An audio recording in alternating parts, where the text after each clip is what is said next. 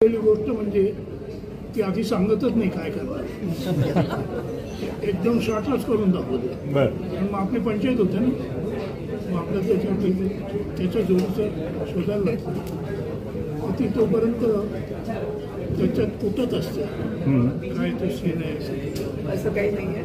आम्ही दोघं जणही थिएटरचे आहोत, त्यामुळे रिहर्सल्स करणं हे आमच्या रक्तातच आहे आणि रिहर्सल्समध्ये आपण देतोच की एक नवीन रिहर्सलमध्ये मेकॅनिकल काम करतो आणि इमोशन नावाची जी गोष्ट आहे ती शक्यतो रिहर्सलमध्ये कमी वापरतो, कारण ती उत्स्फूर्तपणे आली ती जास्त नाही. बाकी टेक्निकल कुठून कुठे जायचं आहे, कॅमेरा कुठे आहे हे बघायला लागतं.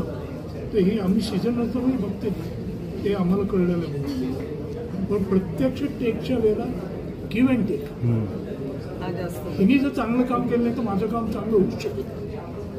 त्यामुळं माझं काम चांगलं होणं ते माझ्या को ॲक्टरबरोबर खूप अवलंबून असतं, ते मी शिकलो.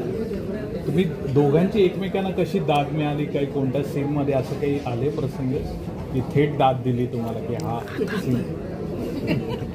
सर, सिद्धार्थ सुद्धा आहे चित्रपटामध्ये आणि तुमचा मिश्किल स्वभाव आणि सिद्धार्थची एनर्जी आणि त्याची मस्ती सेटवर नेमकं काय असायचं? कोणाची एनर्जी कधी जास्त होती, कोणाची मस्ती जास्त होती? सिद्धार्थ सगळ्यांची मिळून जेवढी आहे तेवढी त्याची.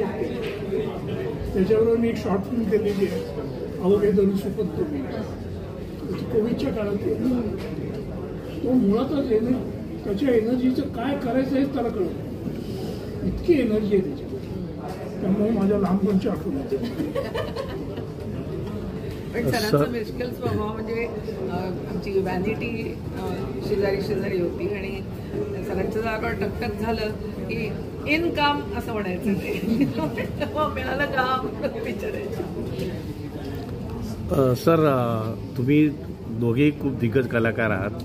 कुठेही तुमचं असं सांगितलं तुम्हाला गैरसमज कोण बसलं होतं?